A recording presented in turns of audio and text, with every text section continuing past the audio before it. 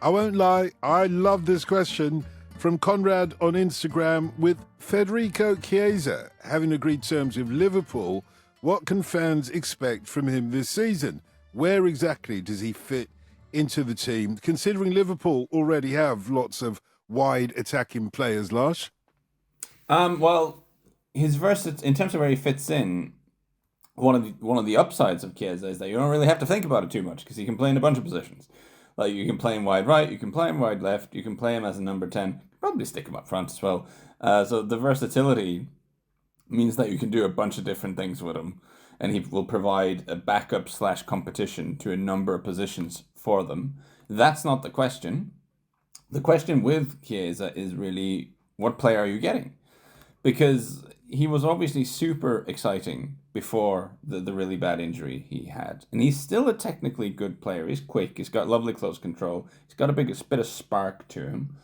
But his output last season wasn't that great. His output last season probably didn't merit the wages he were on at Juventus. One of the reasons they're pretty keen for him to leave.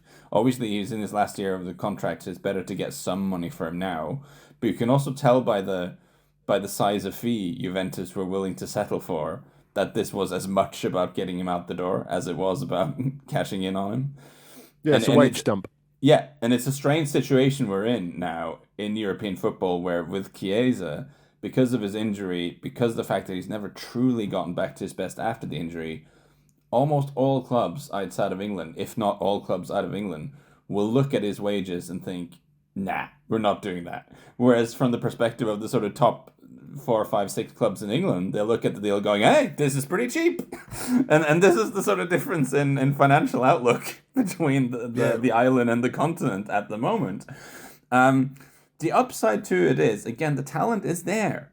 And he did play quite a lot of games last season. I mean, I've obviously seen a lot of references to, he's injury prone. He had a very bad injury, but he did play a lot of games last season, even if he didn't look 100% back to his best. I did a thing this week with a former footballer who pointed out that he's had, after a really bad ACL injury, it's worth thinking of the first year almost as if you're making your way back physically, you know? Some players, when they've had an injury like that, it can take them a year before you're fully up there and before your body fully starts to respond.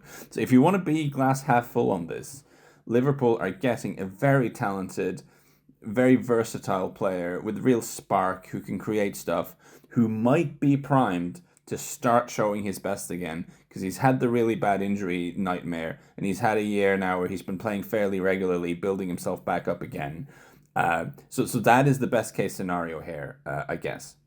I said I'm pretty excited about it, Andy. Should we be, given that he looked out of place in the Italian team during the Euros this time around, or at least he looked somewhat rudderless maybe, whereas 4 years previously, he was the best player, I thought. Yeah, and I think that's what you're clinging to if you're Liverpool. But I think that's the thing. It's not a question of fitness in the strictest sense of the word. It's more of a question of form, really, as Lars has pointed out.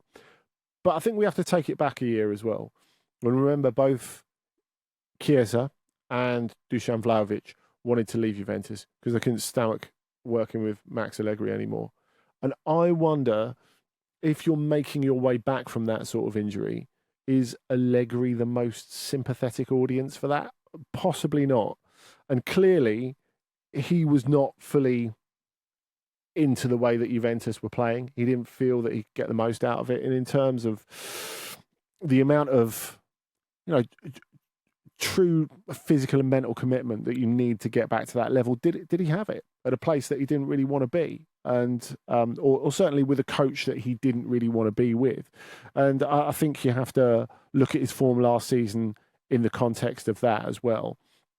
I guess when you look at him being back at his absolute best, the reason that it would take him a while to work back to exactly where he was is because he's such an explosive player as well.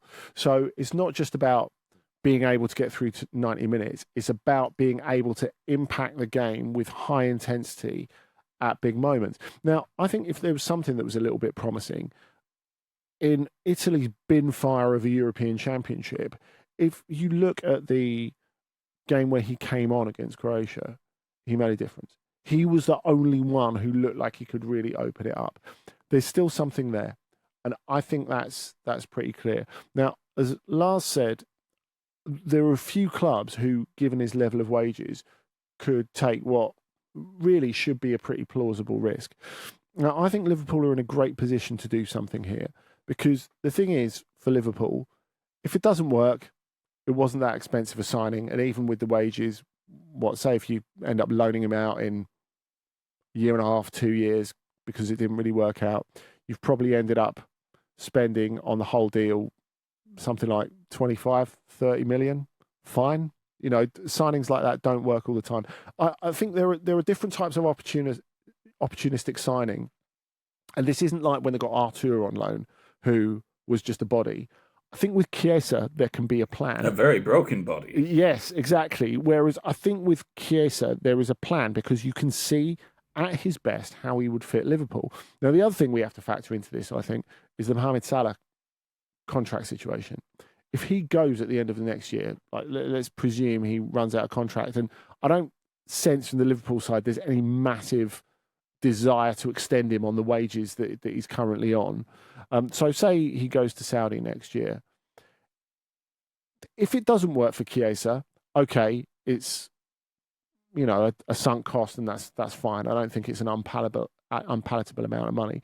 But the ceiling is so high, the potential upside is so high. Really, you've got a replacement for Mo Salah in the front line at like the buttons, really. So it's definitely a risk worth taking. 25 million buttons. I'm just going to get caught into this, because assuming that a button costs £1, which I think, this is a very pretty expensive button, I guess. Or what do buttons cost? I just want to hang out this. This is like listening to a Tory MP. He doesn't even know the cost of buttons. No.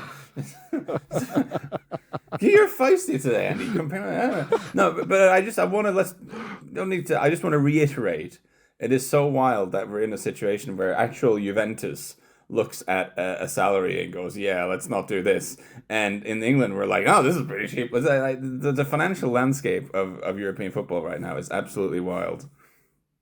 Yeah, this is from Sanjay on Instagram. Are there any transfers that have fallen through this summer which you think could have really made the difference to the team that nearly got them this summer, Andy? Well, straight away, I'm back on Chiesa, because we talked about how it was a palatable risk for Liverpool, and it is a palatable risk for Liverpool. Now, the first team to really show for him this summer was Roma.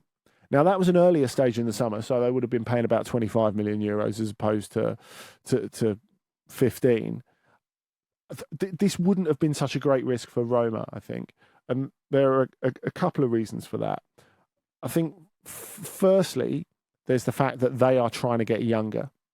And with that, getting in another player who needs to re-find form, and like it won't be easy doing it in the Premier League, being leaned on at Roma, I don't think would have been particularly great for him.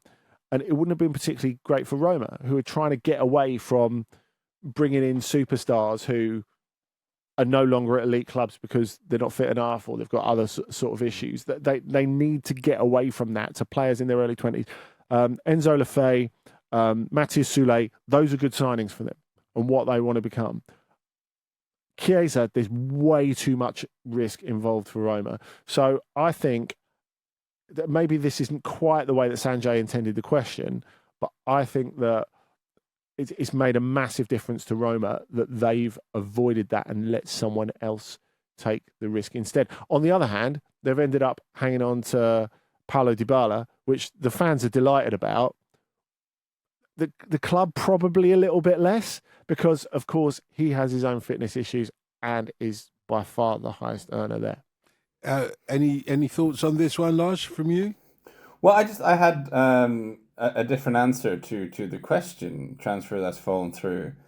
And we're saying it's turning into a Liverpool-heavy episode of Ask OTC, but I think Zubimendi would have really been an interesting addition to that team if they had been able to extricate him from Real Sociedad. Of course, with Mikel Merino leaving for Arsenal, he's not leaving. That would leave his team, his boyhood team, without a midfield, essentially, which is not something I think he wants to do to them. But if he had gone to Liverpool, it would have been such an interesting move because we're all looking at Liverpool wondering what Arne Slot will bring to that team, how he will change things. Will there be similarities with the way Jurgen Klopp approached it? Will there be differences? I expect them to be a little bit less heavy metal, a little bit more, maybe not classical music, maybe a little bit more soft rock, maybe. I mean, it's sort of more sort of dad rock Liverpool, where there will be some up-tempo bits, but, it's going to be a little bit more smooth. And I think bringing in a guy like Zubimendi, who is a very patient, tidy passer of the ball, so someone who doesn't necessarily play at 100 miles an hour constantly, to be the anchor in that team, would have really been a bit of a statement about like which direction it's going in and what we intend to do. Now, it's possible they can maybe Gravenberch can grow into that role. Maybe we can finally see what Gravenberch at his best can look like. Maybe Endo can play some games. We don't know. But I think that would have been, if they had managed to get that through, that would have been a signing that would have, A, added a lot to what is already a very good Liverpool team, but B, started changing the flavor of that team and how they play in a slightly different direction, and a direction we're all just kind of expecting because of Slot's background and how he does stuff. So that would have been a very sort of a transfer that would have been impactful, I think, if it had come off. I can't believe we're on Dad Rock. I thought we got through the whole episode without any mention of the Oasis reunion. You leave me out of that. Apparently not. You leave me out of that. Maybe, possibly, never, but we wait and see if it happens before we go. I saw Jamie Gittens score a brace at the weekend, says Johnny on email. Could this be a breakout season for him? Well, of course, it's the new reconstituted Jamie Gittens, no longer Bino Gittens, just Gittens on the back of his shirt. No family fallout or anything. He just discussed it with his dad in the summer, and he thought it would be easier for people to pronounce. So there you go. My nephew's just done the same thing. Is that right? He was Adebayo Rowlings. He had the longest name in the entire Football League. Yeah. But he's just gone down to Adebayo. And I'm glad that wasn't the one he dropped. Well, of course, it doesn't really matter to fans because they don't charge 75p per letter in the club shop anymore. It costs what it costs, I think. Is that not a thing? No. I'm so out of touch. Because I've done a similar thing. I mean, I used to use both my mother's last name and my father's last name. So I used to be Lars Elkheim Sivertsen. But then sort of when I moved to the UK, I was like, I feel like one last name nobody can pronounce correctly is enough. You don't really need two. It is. Also, Elkheim Sivertsen would be fantastically expensive in the old sort of pay per letter system of Schuttner. But sorry, Bino Gittens. Yeah, we're heading to Vinegar of Hesselink territory there. Let me ask the question again. I saw Jamie Gittens score a brace at the weekend. Could this be a breakout season for him? I'm hopeful so. Because this was really encouraging. They played Eintracht Frankfurt on the first day of the season, Dortmund. Loads of possession.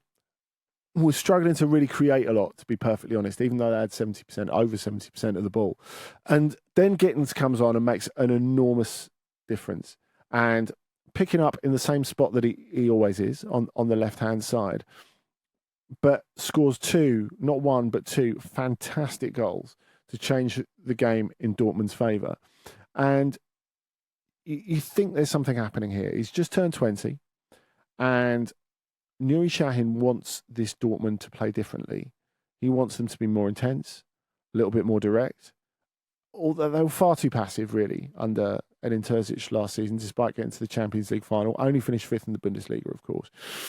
And Gittens can be a huge part of this. Now, the pluses for him, he's had two pluses in this calendar year. Firstly, the fact that Sahin, who says he doesn't, the way he put it afterwards, he said his first goal is what I wanted from him. I don't want 4 step overs and then a jink. I want 2 step overs and then a shot. And that's what he got, really, from that opening goal in particular. And the second goal was even better in its own way, I suppose. But he's already been working with... Şahin's not told him this 2 weeks ago. He told him this at the start of the year because Nuri Şahin was part of Terzic's coaching team from the winter break. So he's been working with Gittens for a while. Also, Gittens is quite close to Jadon Sancho, who came back on loan for the first part of the year. And he's been able to chaperone and mentor him a little bit. Now, whatever you think of Jadon Sancho and where his career's gone in the last couple of years, when he's at Dortmund, him not being skillful for the sake of it, not being a YouTube footballer, but actually being able to apply that and produce numbers because of it is something that Sancho could do very well. Now, they've come from a similar sort of place. Of course, they came through the Manchester City Academy and then decided to go to Dortmund. So there's a lot of common ground in terms of lived experience as well. I think everything we're seeing from Gittens now, and it is only the early part of the season, is a reflection of everything that's gone in over the last 6 months. And it's also just from an even more simplistic point of view, which is often my lot to be the sort of guy who makes the... I mean, one of the failings of Dortmund over the last few seasons, and I think we have to call it a failing for what is essentially the second biggest club in Germany and the team that should be challenging Bayern when they're going through a mini funk as they have done. You know, Dortmund should have been positioned to do what Leverkusen did last season and they weren't able to. And I think they're all just kind of looking at why have we failed at doing that. One of the reasons is they haven't this incredible talent conveyor belt, this finishing school of elite talent. It's kind of dried up a little bit. Like we had this run of there always being a young superstar at Dortmund who kind of leads the way for the team and then gets sold for a ton of money and then someone else takes over. Going all the way back to Ousmane Dembele's breakthrough season before he goes to Barcelona. You know, the summer after that, they sell Pulisic to Chelsea after a huge season. And then you end up eventually with Jadon Sancho being brilliant and being sold on. Erling Haaland being brilliant, being sold on. Jude Bellingham being brilliant and being sold on. But after that, no one's really taken over the baton. You know, Gio Reyna's career has kind of gone off in a not ideal direction. That doesn't seem to be happening. Adeyemi, I think there was hope that he was going to be the guy, and he's not a bad player, and he's got a lot of speed, and he might still make it, but he hasn't taken that step up. Like, who is the guy at Dortmund who is the young sort of shining light of world football, who all the biggest clubs will be falling over for themselves next summer? That spot is vacant. Now, I'm not saying I'm expecting Jamie Gittens to like reach that level immediately, but the role of being the super exciting young prodigy, which Dortmund have been so good at finding at least one every year, there wasn't really an obvious one. Like Yusufa Moukoko as well, not really living up to that billing. So the slot is right there for Gittens if he has a huge season to step into and to take the mantle of the princeling of Dortmund. We're going to need your expertise on this one, Andy. From Jim on X, despite a record-breaking title race last year, neither Galatasaray or Fenerbahce have qualified for the Champions League. What does that say about the current state of Turkish football? I'm not sure it says too much about the current state of Turkish football, because if we go back to Fenerbahce going out in the third qualifying round to Lille, they're really unlucky. They couldn't have done much more against a really good Lille side, it has to be said, that's got a lot of talented players and on paper is at least the equal of Fenerbahce. I know it's easy to look at Mourinho and say, excuses, but actually when he said the better team didn't win, he was right on this occasion. So I do have some sympathy there. In terms of Galatasaray, it's slightly more layered because they've had this strange start to the season where they're absolutely hammered in the Super Cup, humiliated by Besiktas 5-0. I was at the first game of the Champions League playoff in Bern against Young Boys. They should have at least got a draw from that.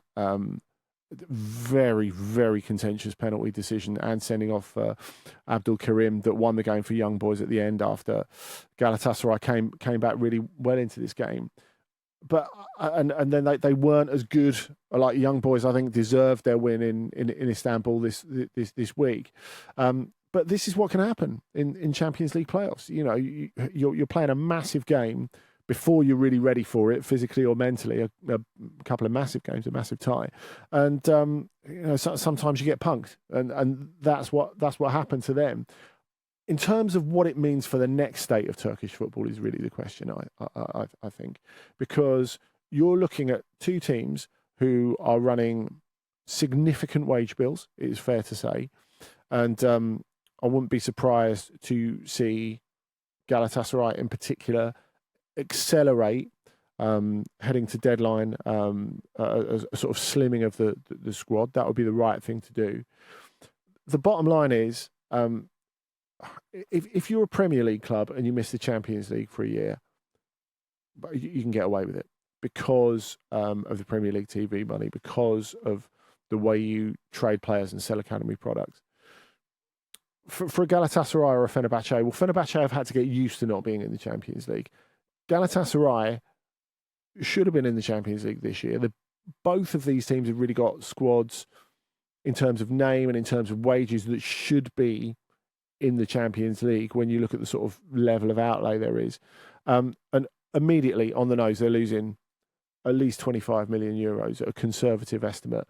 That is enormous when you consider the reduced TV deal in Turkey over the last couple of years as well.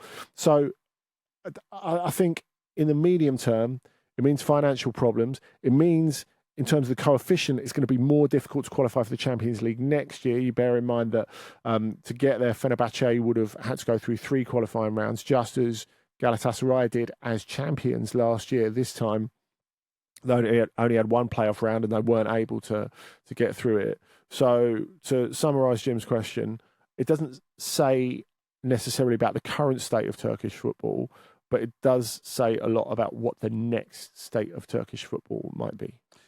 When we have these conversations, it just occurs to me again how incredibly brutal it is that you get these season-defining games at this point of the season, right? For these huge clubs, huge institutions who the tens, hundreds, thousands, millions even of fans one thing, and who mean so much, has such a societal impact, and it's such a big difference to them whether they're in this tournament or not, and it's decided over of 2-legged playoffs in August when the team isn't set, when they're only everyone's just come back from holiday. And you can say, because of the importance of these games, you want to try to start preseason a little bit earlier and make sure you're in proper shape and try to do your business early.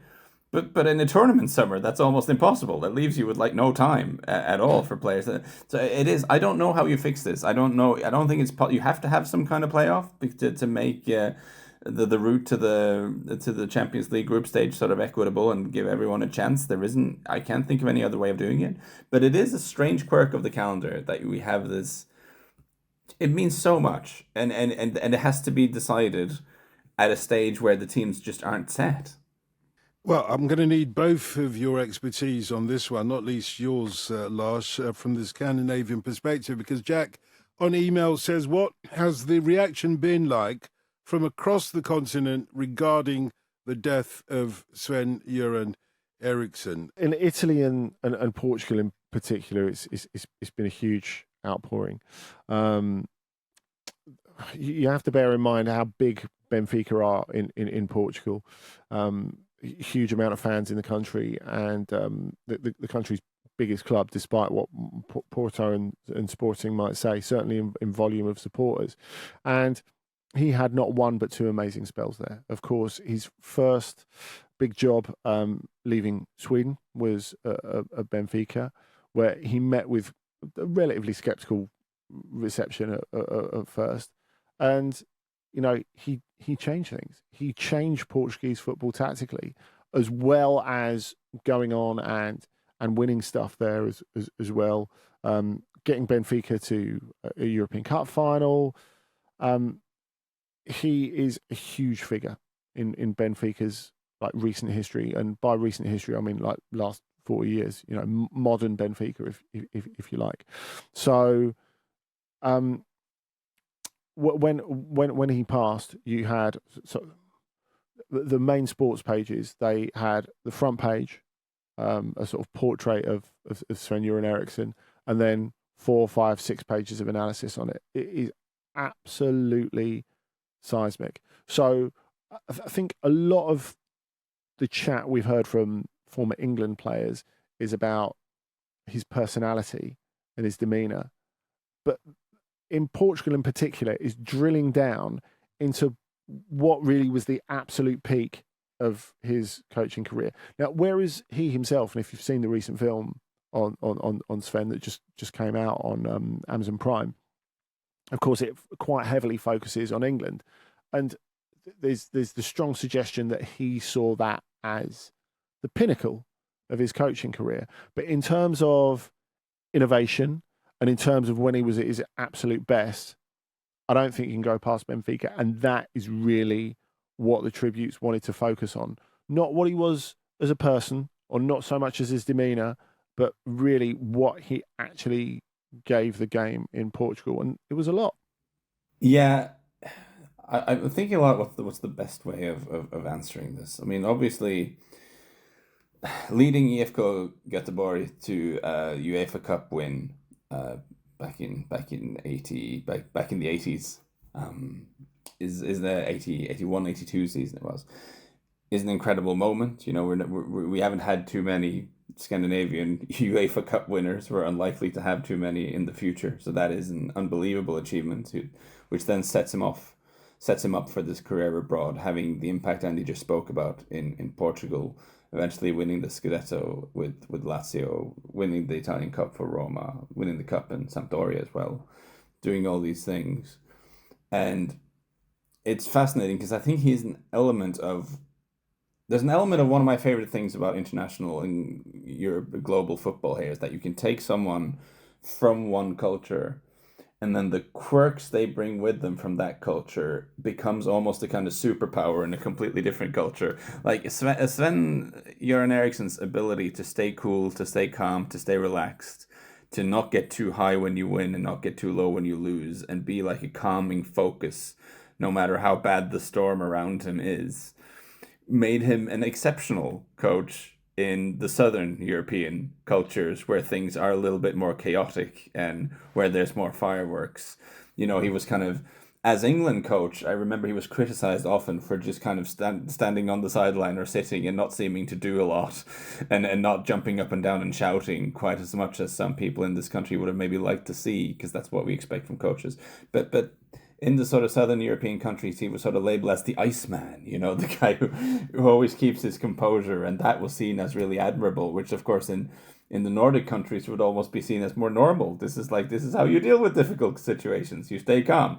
And that sort of cultural aspect of that fascinates me. And just watching all the reactions, because online has been fascinating, because of course his greatest success in our successions are pretty far in the past. You know, winning Portuguese titles in the early 80s, winning the Swedish, or taking the Swedish Göteborg to UEFA Cup win in the early 80s. This is a long time ago, but he still had such clout. Like, there's so many people on social media who were not even born when these things were achieved, he seems to have connected with them. And I think there's something about his attitude of just enjoying his life and try not to get carried away with things, and treat everyone well, and maybe have a hint of what Carlo Ancelotti has, in that sort of his ability to see that football is so overpowering and large that what you need to do to live within football is to have a bit of perspective and to chill out and enjoy it a little bit.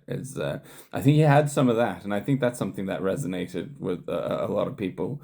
So a huge figure in terms of coaching, but also a big personality, and someone who was distinctly different from everyone else in a way that I think resonated with a lot of people and will be remembered.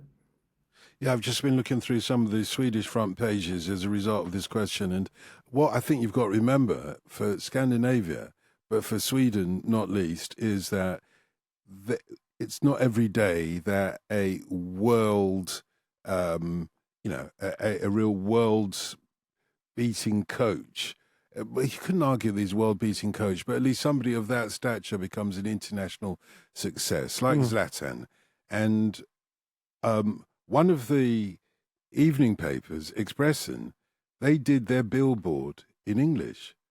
Rest in peace, Sven. which just goes to show you how international Sweden, he was. But also, and Sweden acknowledges actually he is Britain's or England's Sven-Göran Eriksson as much as anything else. I don't think it's just that. I think it's like he belongs to Europe, really, or he belongs to the world. Because, of course, when he turns up at Benfica, he expresses himself in English first off. So it's the same thing, isn't it? And I think there's an enormous amount of pride in that, and quite rightly so.